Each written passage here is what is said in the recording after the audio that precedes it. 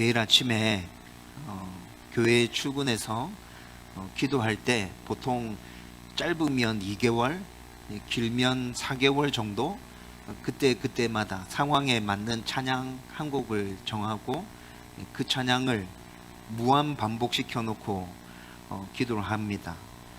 지금 기도할 때 듣고 있는 찬양은 나의 기도하는 것보다 라는 곡을 들으면서 계속 기도하고 있는 중에 있습니다. 그리고 이렇게 기도할 때 바깥에서 들려오는 소리 때문에 집중해서 기도하는 것이 깨질까봐 소리를 굉장히 크게 틀어놓고 기도를 합니다. 그리고 찬양의 가사에 집중해서 기도의 깊은 자리로 빨리 들어갈 수 있도록 이런 생각들을 가지고 아침에 교회 와보면 찬양 소리가 쿵쿵쿵쿵쿵쿵 막 이렇게 나고 있을 거예요.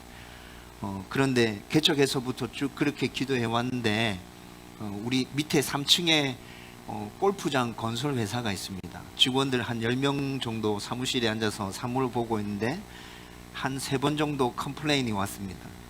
소리가 너무 크다고, 아침에 회의할 때는 좀 제발 조용히 해달라고.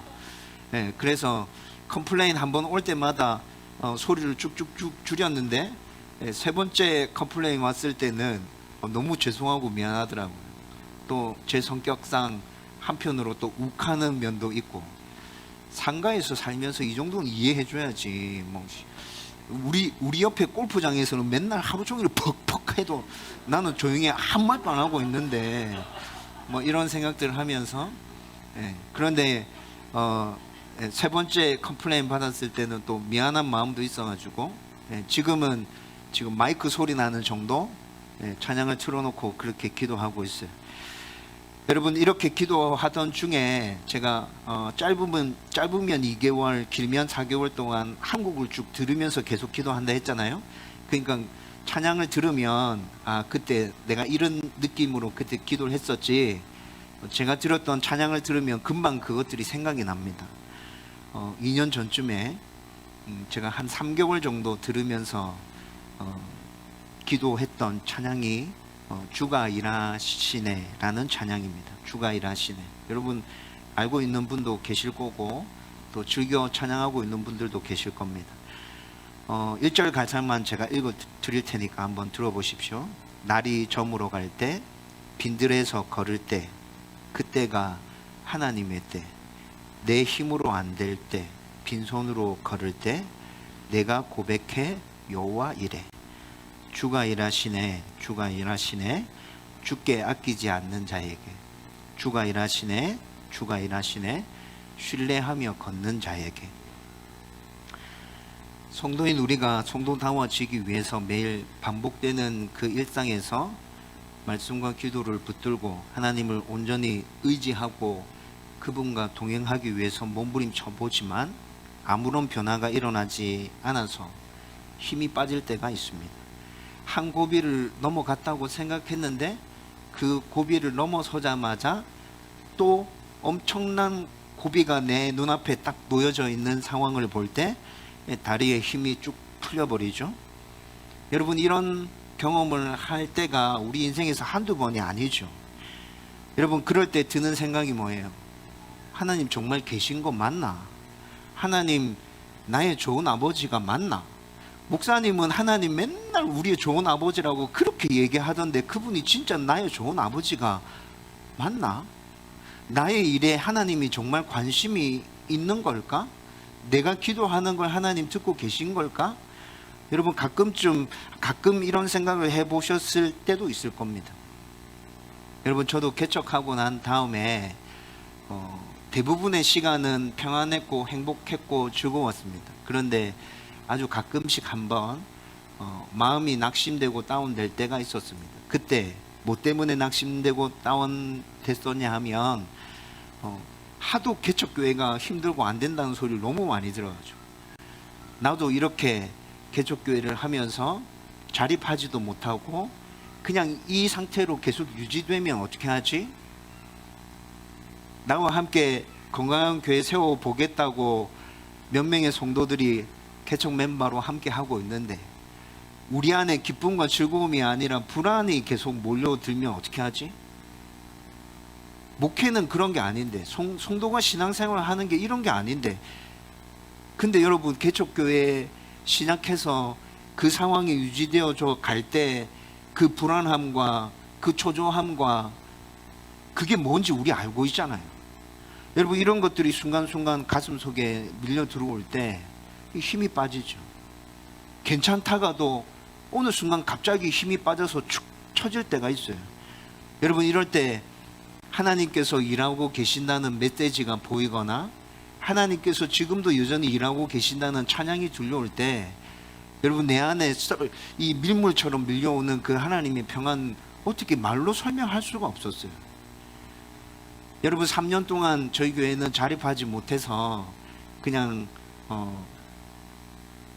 물질적으로 굉장히 풍부해서 돈이 조금씩 계속 쌓여져 가고 있었지만 우리 성도만으로 자립 못해서 3년 동안은 계속 외부에서 오는 지원을 받고 있었잖아요. 여러분 그럼에도 불구하고 제 마음에는 거의 대부분은 하나님 주시는 평안함이 있었어요. 저는 이 부분에 대해서 하나님께 정말 감사합니다. 여러분 그리고 4년 차에 접어들었을 때 제가 우리 교회가 우리 성도들만의 헌금으로 이제 온전하게 자립이 되어졌구나 라는 것들을 알게 됐습니다. 그때는 말로 표현할 수 없을 정도로 더 감사했죠. 여러분 그렇게 4년 차를 지나고 이제 올해 5년 차에 접어들어서 동력자들과 함께 새롭게 이제 앞을 내다보면서 어떻게 이 교회를 더 건강하게 세워갈 수 있을까, 이것에 대해서 기대하고 소망하면서 지금 나가고 있는 중에 있습니다.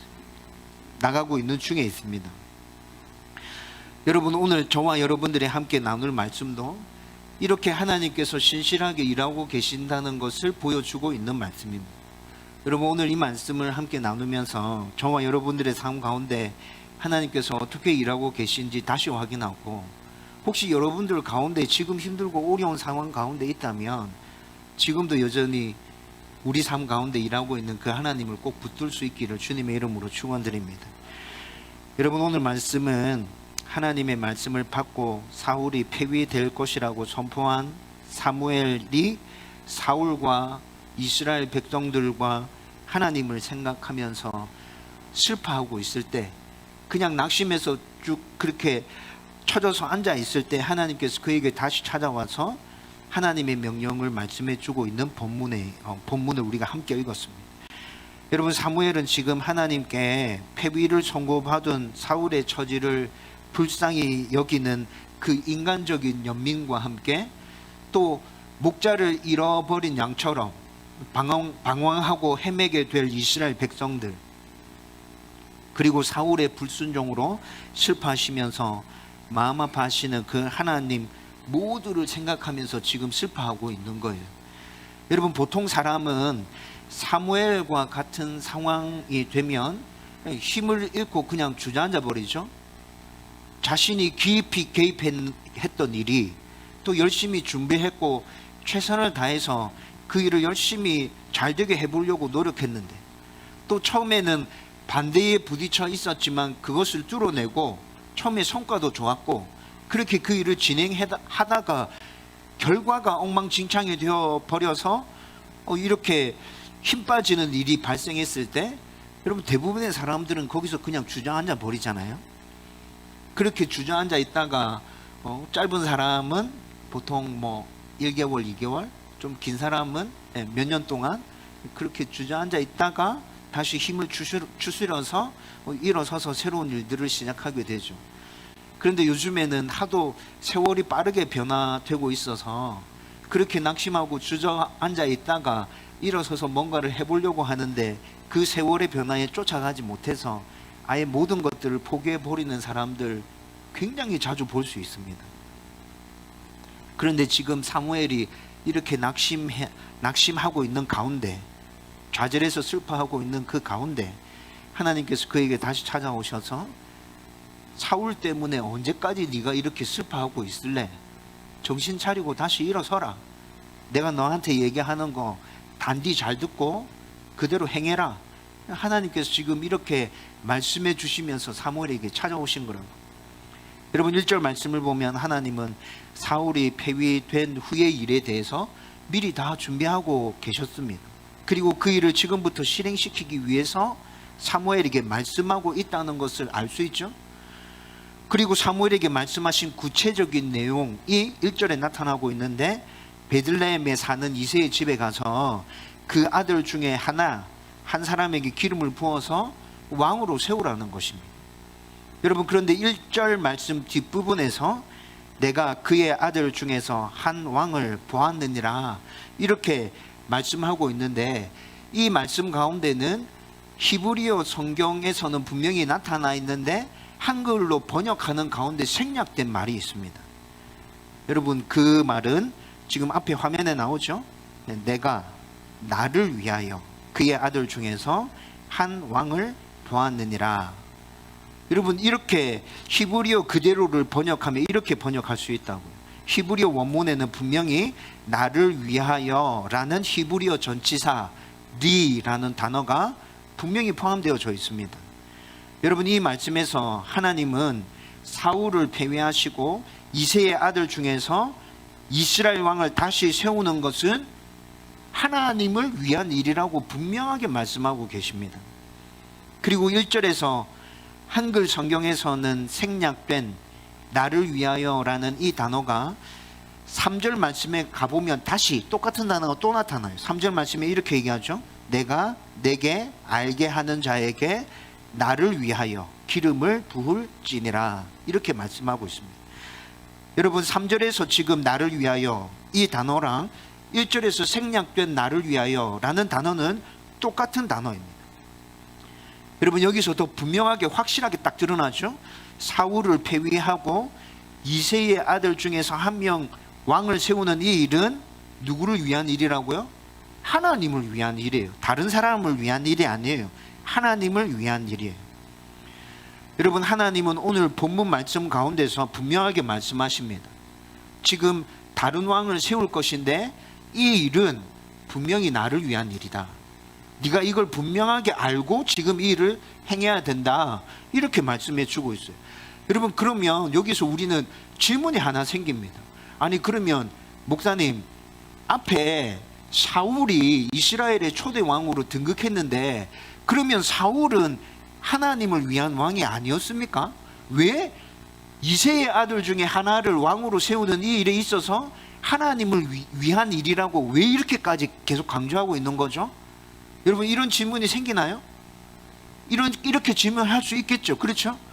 여러분, 이걸 살펴보려고 하면 사무엘상 8장으로 넘어가서 사울이 왕으로 등극할 때의 모습을 잠깐 살펴봐야 돼요. 사무엘상 8장 말씀 한번 보십시다. 22절입니다. 다 같이 읽겠습니다. 시작. 여호와께서 사무엘에게 이르시되 그들의 말을 들어 왕을 세우라 하시니 사무엘이 이스라엘 사람들에게 이르되 너희는 각기 성읍으로 돌아가라 하니라. 아멘. 사울은 이렇게 해서 왕이 됐어요. 그런데 이 말씀에도 지금 히브리어 성경에서는 분명히 나타나는데 생략된 단어가 있습니다. 여러분, 이 단어를 생략해도 한글 성경에서는 뜻이 통합니다. 그런데 이 단어를 집어넣어서 생각해 보면 하나님께서 지금 무엇을 얘기하려고 하는지 금방 알 수 있습니다. 여러분, 생략된 단어를 넣어서 번역한 그대로 말씀드리면 이렇게 됩니다. 그들의 말을 들어 그들을 위하여 왕을 세우라. 그들을 위하여라는 라햄이라는 헬라어 전치사가 지금 한글 성경에서는 번역하는 걸 생략해서 이렇게 나와 있다고. 여러분, 이스라엘 백성들은 처음에 왕을 구할 때 그들의 진정한 왕인 하나님을 거부하고 이방 나라와 똑같은 세상적인 왕을 요구했었죠. 세상 왕에 대해서는 이스라엘 백성들이 아무것도 아는 게 없었어요. 그런데 그냥 이방 나라에 있는 왕들을 보니까 좀 멋있어 보이니까 우리도 저런 왕이 있으면 좋겠다. 그래서 무조건 요구하는 거예요. 사무엘이 이스라엘 백성들에게 충분히 설명해 줍니다. 니네들이 요구하는 왕이 니네들은 어떤 건지 제대로 알고 지금 요구하는 거 맞나? 왕이 세워지면 그 왕이 너희들한테 이렇게 할 건데 괜찮아 그래도? 여러분, 이렇게 사무엘이 다 설명해 주죠. 그럼에도 불구하고 이스라엘 백성들은 괜찮습니다. 아무 문제 없습니다. 우리도 세상과 똑같은 왕 우리에게 있었으면 좋겠어요. 끝까지 고집을 부리면서 요구합니다. 그래서 하나님께서 사무엘에게 그들이 요구하는 왕을 그들을 위하여 세워주라, 이렇게 말씀하고 있는 거예요. 여러분, 결국 사울은 지난주 말씀에서 잠깐 살펴봤던 것처럼 순리에 따라 진행되는 하나님의 섭리 가운데서 이스라엘 백성들이 요구한 세상과 같은 왕으로 그들을 위해서 세워진 왕이었습니다. 따라서 사울은 엄밀하게 말해서 하나님을 위한 왕이 아니라 사울과 이스라엘 백성들, 그들을 위한 왕이었다고. 이렇게 어긋나고 잘못된 방법으로 이스라엘의 왕정이 시작된 거예요. 그런데 하나님께서는 순리에 따라가면서 이것마저도 잘못된 모든 것을 바로 잡고 하나님의 계획과 뜻 가운데로 이끌어 가시는데, 그 출발점이 오늘 본문에 나타나는 것처럼 하나님을 위한 이스라엘의 왕을 세우는 것부터 출발하고 계신다는 것입니다. 여러분, 이렇게 우리가 믿는 하나님은 친히 일하심으로 모든 것을 협력해서 선을 이루어 가시는 분이십니다. 그리고 성경에서 이런 모습은 굉장히 자주 나타나는데, 여러분, 사무엘상이 처음 시작될 때 엘리의 뒤를 이어서 사무엘이 이스라엘 나라의 제사장으로 세워지게 되잖아요. 그 사건도 이와 비슷한 사건이었어요. 사무엘상 2장 35절 말씀 보면 이렇게 말씀합니다. 내가 나를 위하여 충실한 제사장을 일으키리니 그 사람은 내 마음 내 뜻대로 행할 것이니라. 여러분, 여기서 사용된 나를 위하여 라는 이 단어도 오늘 본문에서 우리가 살펴본 1절과 3절에 사용된 리, 나를 위하여 라는 단어와 똑같은 단어입니다. 여러분, 사무엘상 1장과 2장의 상황을 쭉 살펴보면 이 당시에 대제사장이었던 엘리는 영적으로 굉장히 어두운 상태에 있었죠. 그리고 그의 아들들은 부패해서 이스라엘이 점점 사단의 지배 가운데로 떨어지고 있었어요. 그래서 하나님이 엘리를 대신할 충실한 제사장을 세우는데, 그 사람은 특정 사람이나 민족이나 나라를 위해서가 아니라 1차적으로는 하나님을 위해서 그분께 온전히 순종하면서 성실하게 제사장의 직분을 수행할 수 있는 사람을 세우겠다는 것입니다. 하나님은 엘리 때문에 이스라엘 백성 전체가 영의 눈이 감겨서 흑암 가운데 그렇게 거닐다가 멸망의 나락으로 떨어지는 것을 그냥 가만히 앉아서 두고 보고만 계실 수가 없었어요. 그래서 자신을 위해서 또 이스라엘 백성 전체를 위해서 제대로 된 제사장을 세우겠다는 것이고, 그렇게 세워진 제사장이 누구였다고요? 사무엘이었다고. 여러분, 이뿐만이 아니라 열왕기상 19장 18절 말씀에 보면 엘리야 선지자가 갈멜산에서 바알과 아세라 제사장들과 하늘에서 떨어지는 불, 재물이 타는 그것을 놓고 어느 신이 참신인가 대결을 펼치잖아요. 그래서 하늘에서 하나님께서 불을 떨어뜨려 주셨고 바알과 아세라 선지자들을 다 정리했습니다. 그런데 이 소식을 들은 이세벨이 엘리야를 협박하잖아요. 그 협박을 듣고 엘리야가 무서워서 떨면서 도망가죠. 그때 하나님께서 엘리야에게 이렇게 말씀하십니다. 그러나 내가 이스라엘 가운데 7,000인을 남기리니 다 무릎을 바알에게 꿇지 아니하고 다 그 입을 바알에게 맞추지 아니한 자니라. 이렇게 말씀하시면서 7,000명을 예비해 두었다라고 이렇게 말씀하고 있어요. 여러분, 그런데 이 말씀에서는 지금 열왕기상 19장 18절 말씀에서는 나를 위하여 이런 단어가 전혀 등장하고 있지 않죠? 네, 맞아요. 등장하지 않아요. 그런데 로마서 말씀 가보면 이 말씀을 그대로 인용한 말씀이 나타나요. 로마서 11장 4절 이렇게 얘기합니다. 내가 나를 위하여 바알에게 무릎을 꿇지 아니한 사람 7,000을 남겨두었다 하셨으니, 여러분, 로마서 11장 4절에서 지금 나를 위하여라는 단어가 등장하고 있죠. 여러분, 신약 성경은 헬라어로 기록되어졌잖아요. 그렇죠? 구약 성경은 히브리어로 기록되어졌고, 지금 우리가 구약 성경에 나를 위하여 니라는 그 단어에 대해서 살펴보고 있는데, 여러분, 로마서 11장 4절에서 사용된 나를 위하여, 이건 헬라어로 에마우토라는 단어인데, 헬라어로 에마우토라는 단어랑 히브리어 리라는 단어는 똑같은 의미의 단어예요. 더 재밌는 건 뭐냐면 헬라어 에마우토라는 단어는 나를 위하여라는 이 의미가 굉장히 강조되어서 쓰여지고 있는 단어입니다. 여러분, 그러면 지금 로마서 11장 4절 말씀이 어떤 걸 얘기해 주고 있어요? 단순하게 그냥 나를 위해서 내가 7,000명을 남겨두었다, 이게 아니라 내가 나 자신을 위해서 나만을 섬길 사람 7,000명을 내가 따로 남겨뒀어. 여러분, 에마우토라는 이 단어가 지금 이렇게 강조해서 이 뜻을 전달해 주고 있는 거라고요.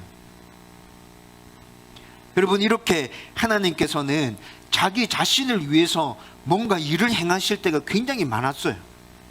여러분, 그리고 방금 말씀드렸던 이 말씀들은 오늘 본문과 사무엘상 2장에 사무엘이 제사장으로 등극할 때와 열왕기상 19장에 엘리야에게 하나님의 사람들 7,000명을 남겨두었다고 말하는 이 세 가지 상황은 모두 다 공통적인 상황에서 하나님의 말씀이 전달되어졌습니다. 어떤 상황입니까?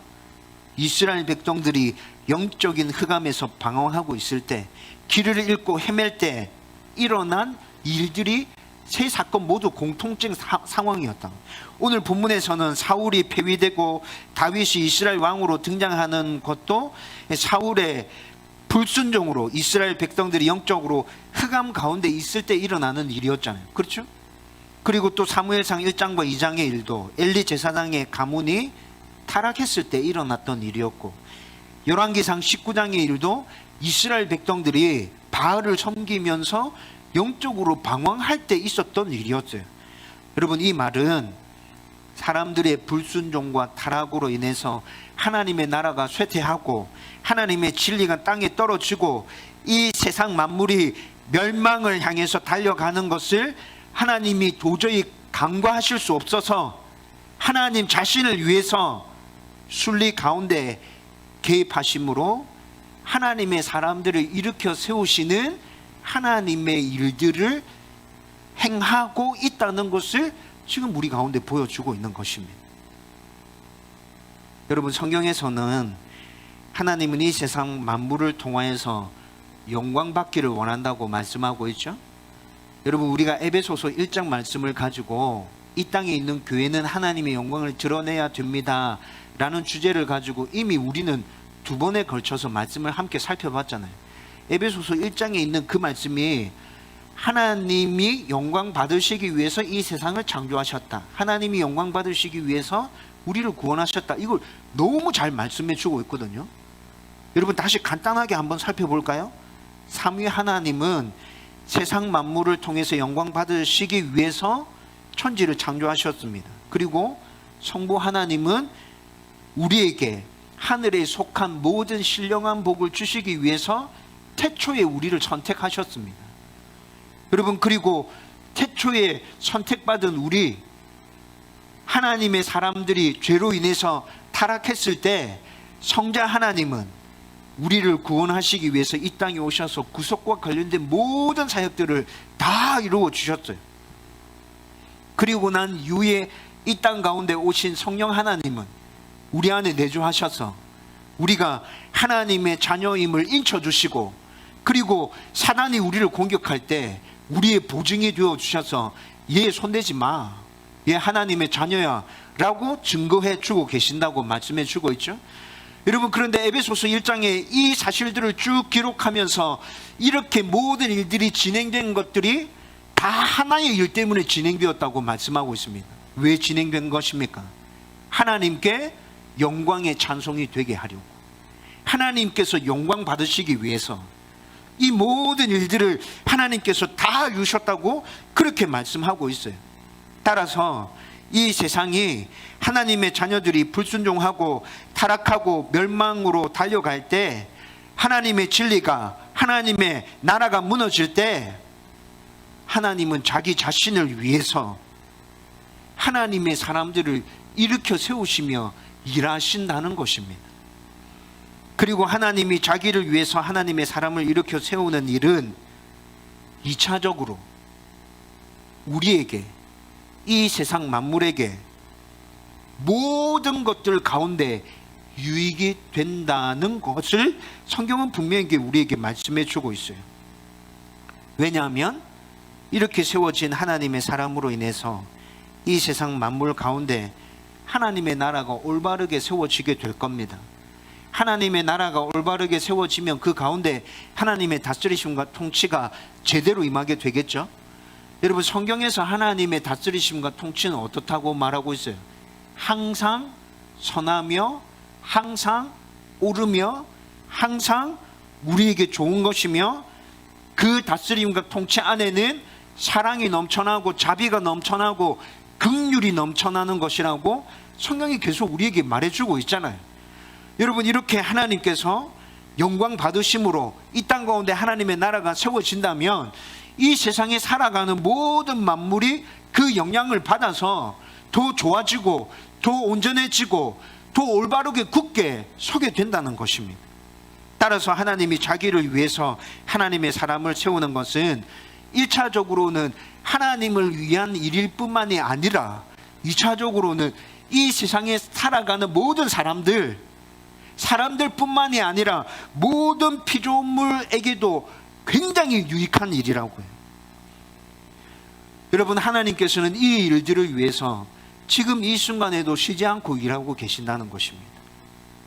여러분, 우리가 이 사실 하나를 분명하게 이해하고 이걸 꼭 붙들고 있다면, 여러분, 어떤 순간 가운데 우리가 놓인다 할지라도 하나님의 평안을 누리면서 살 수 있겠죠. 하나님의 평안을 누리면서 살 수 있어요. 순간순간 낙심하고 좌절할 때 있을 겁니다. 그렇지만 그 가운데 오래 주저앉아 있지는 않을 것입니다. 저와 여러분들이 이 사실을 분명하게 잘 붙들고 있어서 모든 순간에 하나님의 평안을 누리면서 살아갈 수 있었으면 좋겠습니다. 여러분, 이 사실을 우리가 꼭 붙들고 있는 것이 이 시대를 살아가는 데 있어서 우리에게 어떤 유익을 주는지 조금만 구체적으로 살펴보면, 오늘 설교를 시작하면서 잠깐 언급했었는데, 여러분, 우리는 이 세상을 살아가면서 말씀과 기도를 붙들고 하나님의 백성답게 살아가기 위해서 계속 몸부림치고 있지만 실수하고 실패하잖아요. 죄를 범하잖아요. 좌절하고 낙심할 때가 많잖아요. 아마 지금 여러분들 중에도 이런 상황 가운데 있는 분이 분명히 있을 것입니다. 그런데 오늘 말씀을 통해서 우리에게 정말 위로가 되고 격려가 되고 힘이 되는 건, 어떤 상황 가운데서도 하나님은 우리를 위해서 일하고 계신다. 하나님 자기 자신을 위해서 첫 번째는 일하고 계시고, 그 일하심이 결국에는 우리들에게까지 선한 영향력으로 우리에게 유익을 주게 될 것이다. 여러분, 이것이 우리에게 정말 큰 위로가 되어지잖아요. 우리가 이 사실만 확신하고 온전히 하나님만을 신뢰한다면, 제가 좀 전에 말씀드렸던 것처럼 어떤 상황 가운데 놓이더라도 우리는 하나님의 평안을 누리면서 살아갈 수 있습니다. 여러분, 제가 굉장히 많이 강조한 건데, 우리가 믿고 의지하고 붙들고 있는 하나님은 우리의 좋으신 아버지 되신 분이십니다. 좋으신 아버지 되실 뿐만이 아니라 전지전능하신 분이십니다. 모든 것들을 다 행하실 수 있는 분이시라고요. 여러분, 우리가 그분을 의지하고 있다면, 그분이 당신을 위해서 또 우리를 위해서 일하고 있다는 것을 우리가 꼭 신뢰하고 있다면, 여러분, 우리는 좌절 가운데서 오래 있을 수가 없어요. 절대 그렇게 되지 않아요. 다시 일어서게 돼요. 일어서고 싶지 않아도 그냥 일어서게 돼요. 그 하나님을 온전하게 신뢰하고 있다면, 나는 일어서고 싶지 않아도 온전하게 신뢰하고 있는 그 마음 가운데서 새로운 힘이 솟아난다고요. 저와 여러분들이 이 하나님의 은혜를 경험할 수 있기를 주님의 이름으로 축원드립니다. 그리고 두 번째로 붙들 수 있는 교훈은, 이렇게 선하게 일하시는 하나님은 자기를 위해서 또 우리를 위해서 계속해서 신실한 하나님의 사람들을 세워가고 있다는 것입니다. 여러분, 이 말은 내가 힘들고 어려울 때, 낙심하고 좌절하고 있을 때 나를 일으켜 줄 하나님의 사람이 내 주위에 있다는 겁니다. 분명히 내 주위에 있습니다. 나를 일으켜 줄 그 사람이 우리의 가족이 될 수도 있고, 그리고 여러분들이 출석하고 있는 다음 교회 목사가 될 수도 있습니다. 그리고 함께 신앙생활을 하고 있는 성도들이 될 수도 있고요. 직장 동료가 될 수도 있고, 아니면 우리가 전혀 모르는 사람이 될 수도 있어요. 하지만 정확하게 내 주위에 있는 하나님의 사람이 누군지 모른다고 해도 우리가 낙심하고 좌절할 때 그들의 기도로, 도움으로 우리는 다시 일어서게 될 거라고요. 또 반대로 우리가 하나님과 다른 사람을 위한 하나님의 사람이 되어서 이 땅 가운데 하나님의 나라를 굳게 세워가고 또 하나님의 영광을 드러내면서 살아갈 수도 있습니다. 또 낙심하고 좌절하고 있는 다른 사람들을 일으켜 세워서 하나님의 사람으로 성화되어져 갈 수 있도록 돕는 역할을 하는 사람으로 우리가 그렇게 하나님의 사람으로 세워질 수도 있죠. 저는 저와 여러분들이 후자의 입장에서 하나님 나라를 이 땅 가운데 온전하게 세워가면서 또 다른 사람들을 하나님의 사람으로 세우는 그런 하나님의 사람이 되었으면 좋겠어요. 그렇지만 때로는 분명히 우리도 다른 하나님의 사람으로부터 도움을 받아서 회복되어질 때가 있을 거라고요. 여러분, 우리는 이걸 기억해야 돼요. 기억하고 있어요. 내 주위에는 분명히 하나님의 사람들이 있고 우리는 서로 도와가면서 그들과 함께 하나님의 나라를 이 땅 가운데 세워가야 돼. 여러분, 이런 일들이 유기적으로 잘 일어나면은 어떻게 될까요? 여러분 한번 상상해 보십시오.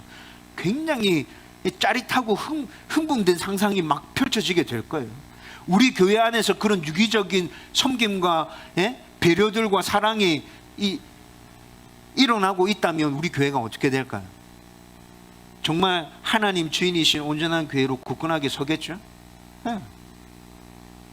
작은 교회지만 하나님 우리 교회를 통해서 정말 영광 받으실 거예요. 하나님 정말 기뻐하실 거예요. 제가 여러분들과 함께 세우고 싶은 교회가 그런 교회라고요. 저와 여러분들이 함께 온전한 하나님이 사람이 되기 위해서 같이 노력하고, 누군가가 지쳐 있는 모습이 보인다면 그 성도를 위로하고 격려해서 같이 세워서 나갈 수 있는 그런 하나님의 사람 되기를 주님의 이름으로 축원드립니다. 여러분, 오늘 말씀을 이제 정리하려고 합니다. 여러분, 지금까지 그랬던 것처럼 앞으로도 우리의 삶은 기쁨과 즐거운 일들 반복해서 계속 일어나게 될 거고, 그리고 이 일들 뿐만이 아니라 힘들고 어려운 일들도 우리 삶 가운데서 계속 일어나게 될 겁니다. 그런데 이런 롤러코스터 같은 삶에서 우리의 믿음이 흔들리지 않고 평안을 유지할 수 있는 비결이 있어요. 그 비결 뭐죠? 우리의 좋은 아버지이신, 만물의 왕이신, 전지전능하신 하나님이 당신과 우리 자신을 위해서 지금 이 시간에도 쉬지 않고 선하게 일하고 계신다는 그 확신입니다. 하나님은 지금도 일하고 계셔. 이렇게 일하시는 하나님이 우리에게 필요할 때마다 하나님의 사람들을 세우심으로, 우리를 하나님 사람 되게 하심으로 말미암아 이 땅 가운데 하나님의 나라를 그렇게 세워가고 계신다고요. 여러분, 이런 일들이 우리 삶 안에서 계속 반복되어서 일어나면서 우리는 조금씩 하나님의 사람으로 계속 성화되어져 가고 변화되어져 갈 겁니다. 우리와 함께 신앙생활을 하고 있는 성도들도 그렇게 변화되어져 가겠죠. 그리고 결국에는 이 땅 가운데 하나님의 나라가 굳게 서게 될 것이라고. 여러분, 저는 여러분들과 함께 이런 하나님의 일들에 대해서 함께 꿈꾸었으면 좋겠습니다. 많은 사람들이 목사님 그거 너무 이상적인 생각이지 않습니까? 실현 가능한 얘기입니까? 이 땅에서 일어날 수 있는 일입니까? 저한테 이렇게 물어보는 분들 가끔 있었어요. 근데 여러분, 저는 이상적인 일이지만 성경에서 말씀하고 있는 것이라면 저는 꿈꾸면서 나가고 싶습니다. 꿈꾸면서 나가다 보면 조금이라도 이루어져 있을 거라고요. 저 혼자만이 아니라 여러분들과 함께 같이 이런 꿈을 꾸고 같이 몸부림치면서 나가면 저 혼자 이룰 수 있는 것보다 몇 배는 더 많은 일들을 이룰 수 있을 거예요. 이런 삶들이 쌓여서 결국 이 땅 가운데 하나님의 나라가 세워지는 것입니다. 하나님의 영광이 드러나는 것이라고요. 하나님의 살아계심이 다른 사람들에게 증명되어질 것이라. 저와 여러분들이 이런 삶 살아갈 수 있기를 주님의 이름으로 축원드립니다.